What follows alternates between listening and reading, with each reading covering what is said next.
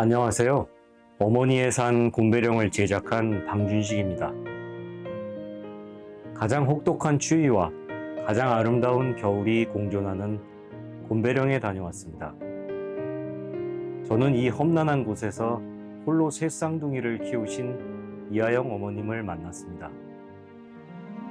1년만 와서 살아야지 하셨던 것이 30년 전입니다.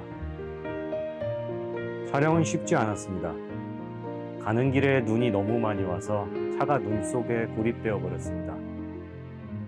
그래서 차에서 하룻밤을 보내고 다음날 촬영 장비들을 짊어지고 먼 길을 걸어갔습니다. 이 영상을 만든 후인 지난 4월 16일 새 쌍둥이 어머님의 통나무 집에는 불이 났습니다. 한순간에 모든 것이 재가 되어 버렸습니다. 이하영 어머님께서 보내주신 문자 메시지입니다.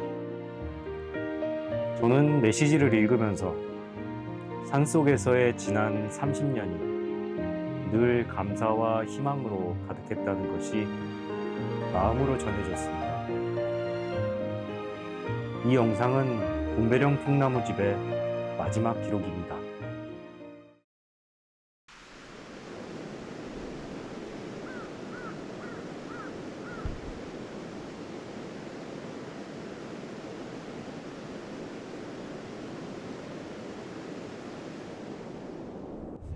약 700m 앞 서양향 톨게이트입니다. 이어서 좌회전하세요. 한계령을 사이에 두고 설악산 대청봉이 마주하는 전봉산. 이곳의 겨울은 끝이 보이지 않습니다. 시간의 흐름조차 얼어붙었습니다. 내가 향하는 곳은 백두대간 전봉산이 품은 곰배령입니다. 끊임없이 쏟아붓는 폭설로 도로는 완전히 눈에 덮였습니다. 굴삭기로 아무리 눈을 퍼내도 그때뿐입니다. 제설 작업도 의미가 없기 때문에 곧 중단될 예정입니다.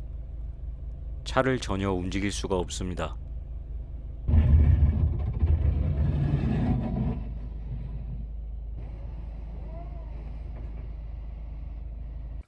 나는 도로 한복판에서 고립되었습니다.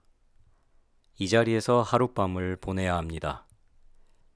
차에는 항상 침낭과 매트, 비상식량과 물이 준비되어 있기 때문에 이곳에서 밤을 보내는 것은 문제가 없습니다. 다만 내일 먼 길을 걸어가야 합니다.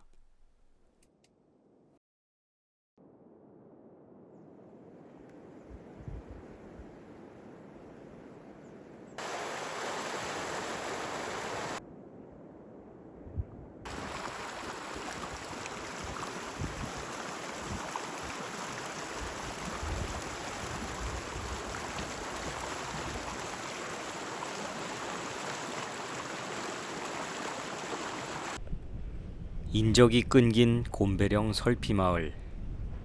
촬영 장비들을 짊어지고 러셀을 하는 것은 매우 힘듭니다.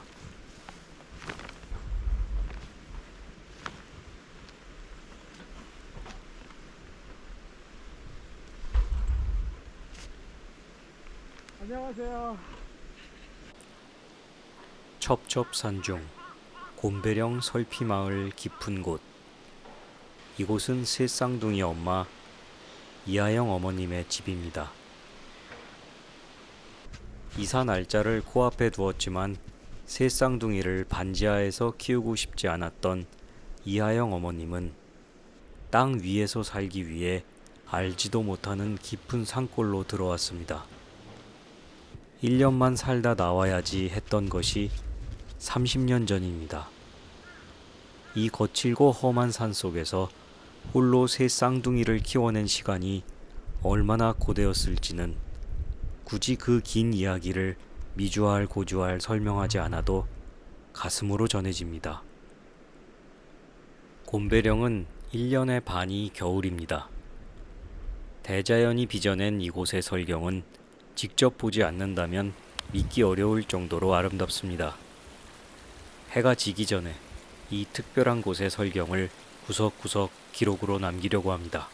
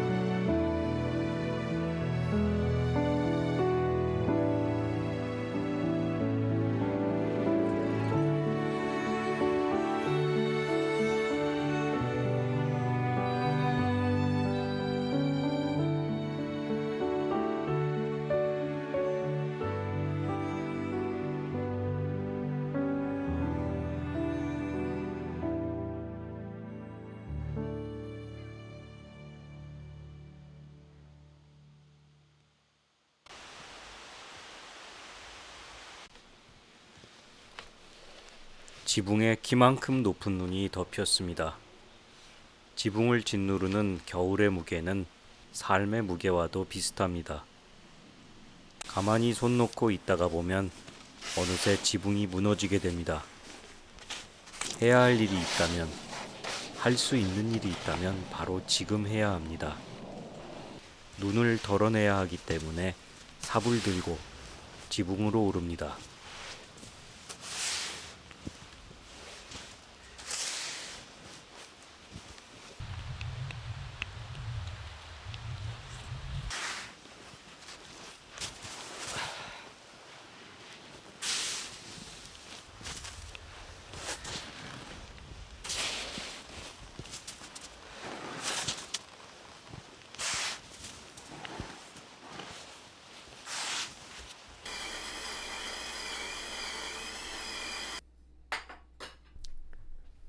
그렇게 정신없이 한참 동안 눈을 퍼낸 후에야 처음으로 커피 한 잔 마실 수 있는 여유가 생깁니다. 17개월 된 아이들을 데리고 곤배령에 들어와서 살았던 지난 30년도 그렇게 눈 깜짝할 새 흘러가 버렸습니다. 서울에 가면 저기 멀리 도시의 불빛이 보이기 시작하면 가슴이 설레지. 도시의 불빛을 보면 그런 게 있어요. 그러니까 난 도시가 고향이잖아요. 도시가 고향이라서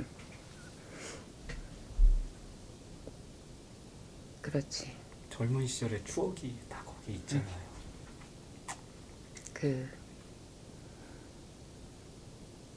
올림픽 대교를 딱 건너가지고 이렇게 가면 저쪽에 도시의 불빛이 막 아파트 보이잖아요. 그러면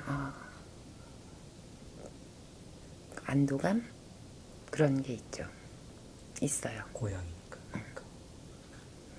그래서 이제 조금 있다가 보면 빨리 돌아가야지. 조금 있다가 보면 막 복잡해요. 너무 복잡하고 어지럽고 한 이틀 정도 있다가 보면 돌아가야지. 이제 여기가 집이니까요. 돌아오죠. 우리 친정엄마 생신이 4월 12일이었어요. 그럼 이제 그때는 서울을 가면 그 올림픽대로 주변에 개나리가 쫙 피어 있어요. 그러면 어떤 기분으로 가냐면 그 왜 있잖아요. 참나무에 노랑 리봉, 기향, 환영 이런 거. 그런 느낌으로 4월 달에는 갔죠. 개나리를 보면서 나 혼자 막 속에서 막 노래가 나오는 거지. 뭐 타이어 옐로우 리본. 근데 그 다음에 엄마가 이제 돌아가시고 나니까 4월에 서울 갈 일이 없어요. 4월엔 이제 농사를 시작해야 되는 거지. 그리고 점점 서울 가지 않죠. 그리고 서울이 점점 복잡하니까 잘 가지 않지. 그리고 이제는 버스를 타고 가요. 버스를 타고 가지. 버스 타고 가니까 너무 좋더라고. 길이 좋아지고 그러다 보니까 버스 타고 서울에 갔다가 볼일 보고 얼른 돌아오고. 어머님께서는 계속 서울에 계셨네요. 그렇죠. 어머님께서 여기 이렇게 처음에 여기서 살게 됐을 때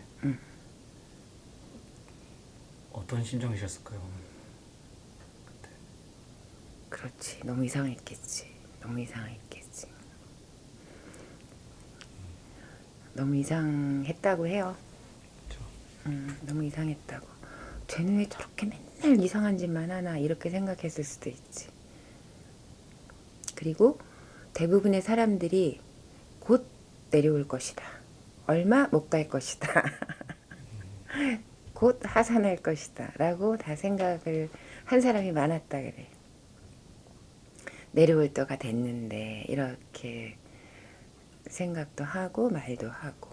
근데 안 내려간 거죠. 왜 안 돌아가셨어요? 집이 여긴데 뭐. 집이 여긴데. 힘들다는 생각을 했겠지. 근데 기억이 안 나요. 그런 생각이 기억이 안 나고 좋았던 것만 생각나지. 그리고 너무 짧았어. 지금 생각하면 이렇게 후딱 지나가는 줄 알았으면 조금 더 잘해줄 걸. 막 이런 생각. 그런 생각. 그러니까 아쉬워요. 아쉽고 특히나 아들 같은 경우는 대학을 지방에서 다니고 그다음에 졸업하고 그리고 방학 때에는 또 얘가 그렇게 그걸 하더라고. 그 교수님이 독일에 얘네들을 데리고 가. 그러니까 방학 때에도 못 보고 그리고 군대 갈 때 잠깐 집에 머물다가 졸업하고 직장 다니고 그리고 결혼하고.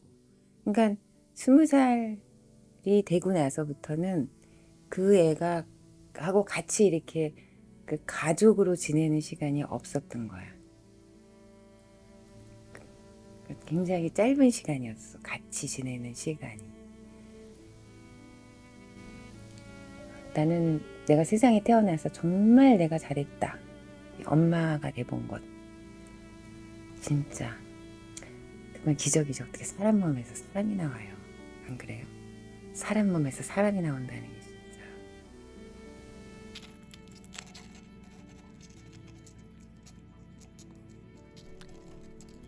혹독한 추위와 바람에 얼고 녹기를 반복하다가 꾸덕꾸덕 말라버린 황태, 아이들의 키를 표시해 놓은 기둥, 그리고 설피에는 곰배령의 삶이 그대로 녹아 있습니다.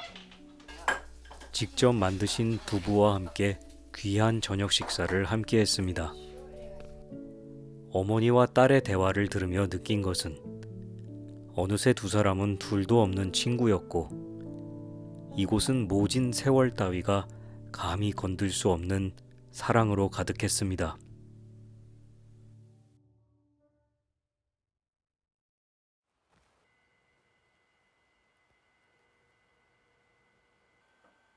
차가운 새벽 공기가 따뜻한 햇살로 데워지면서 아침이 시작되었습니다.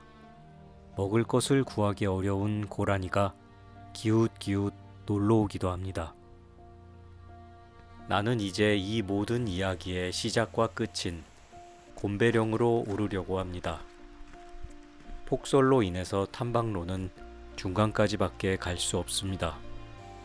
고립은 기다림이고 상태일 뿐이지 가치에 아무런 영향을 주지 않습니다. 나에게 차는 고립이 아니라 보금자리였고 이하영 어머님에게 산속 생활은 고립이 아니라 가족이고 집이었습니다. 산속에서 홀로 자식들을 바르게 키워내며 버틸 수 있었던 것은 가슴에는 희망이 있었고 엄마였기 때문입니다. 아무리 눈이 많이 와도 영원한 겨울은 없습니다. 겨울은 지나가고 수북한 눈 아래에서 때를 기다리는 곰배령의 수많은 야생화들이 결국은 피어날 것이기 때문입니다.